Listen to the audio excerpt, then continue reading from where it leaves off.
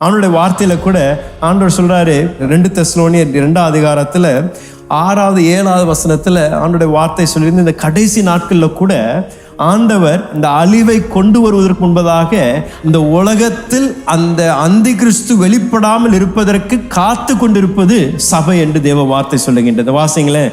அவன் தன் காலத்திலே வெளிப்படும்படிக்கு இப்பொழுது அவனை தடை செய்கிறது இன்னதென்றும் அறிந்திருக்கிறீர்களே. அக்கிரமத்தின் ரகசியம் இப்பொழுதே கிரியை செய்கிறது, ஆனாலும் தடை செய்கிறவன் நடுவிலிருந்து நீக்கப்படும் முன்னே அது வெளிப்படாது.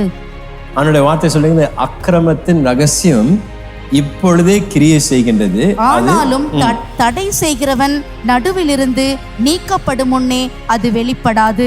தடை செய்கின்றவன் அது நடுவிலிருந்து நீக்கப்படுவதற்கு முன்பதாக அது வெளிப்படாது என்று தேவ வார்த்தை சொல்லுகிறது. அந்த தடை செய்கின்றவர்கள் யாருங்க? தடை செய்கின்றவர்கள் தேவ பிள்ளைகள், சபைதான் அங்கே கூறப்படுகின்றது. ஆண்டவர் சொல்றாரு, அந்தி கிறிஸ்து இந்த உலகத்துல வெளிப்படுவதற்கு முன்பதாக கூட இந்த உலகத்தில் அக்கிரமம் பெருகாமல் இருப்பதற்கு தடை செய்து கொண்டிருக்கின்ற ஒரு சக்தி இருக்கும் என்றால் அது தேவ ஜனங்கள் என்று தேவ வார்த்தை சொல்லுகிறது. அப்படின்னா நீங்களும் நானும் இன்றைக்கு தேவனுடைய நீதியை நம்மளுடைய உலகத்தில் காத்து கொண்டிருக்கின்ற ஒரு வெளியேற பெற்ற ஒரு பொறுப்பை பெற்றவர்களாக இருக்கின்றோம். ஒரு நாள் வரும், எக்காலம் ஊதப்படும்.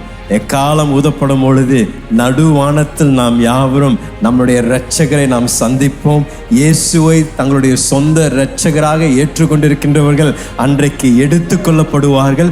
அன்றைக்கு எடுத்து கொள்ளப்பட்ட பின்பதாக தான் இந்த பூமியில் அந்தி கிறிஸ்துவுடைய ஆட்சி துவங்கும் என்று தேவ வார்த்தை சொல்லுகிறது. அப்படின்னு ஆண்டவர் சொல்றாரு, அந்த அந்தி கிறிஸ்து வெளிப்படுற வரைக்கும் அதை தடுத்து நிறுத்தக்கூடிய ஒரு சக்தி இருக்கும் என்றால் அது என்னுடைய பிள்ளைகளாக இருக்கின்றார்கள். அவள் இந்த பூமியில் ஒரு உப்பாய் இருந்து சமுதாயத்தில் நீதிக்காக எழும்பி நிற்கின்றவர்கள், சமுதாயத்தில் யாருக்கெல்லாம் பாதுகாப்பு இல்லாமல் இருக்கின்றார்கள் அவளுக்கு பாதுகாப்பை ஏற்படுத்துகின்றவர்கள் என்னுடைய ஜனக்கூட்டமாக இருக்கின்றார்கள். ஆகையால் தான் இன்று காலை நான் நம்மை பார்த்து கேட்க வேண்டிய கேள்வி, நாம் சமுதாயத்தில் தேவனுக்காக நீதிக்காக எழும்பி நிற்கின்றோமா?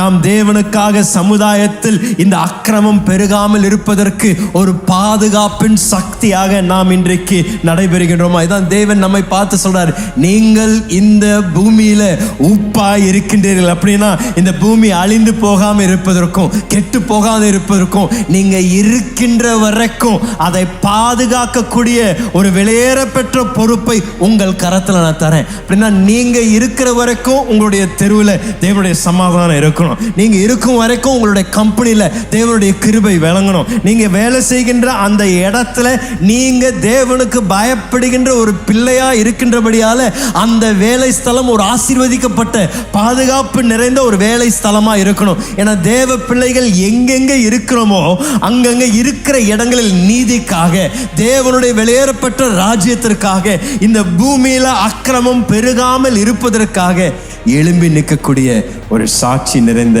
தேவ பிள்ளைகளா இருப்பது அவசியம்.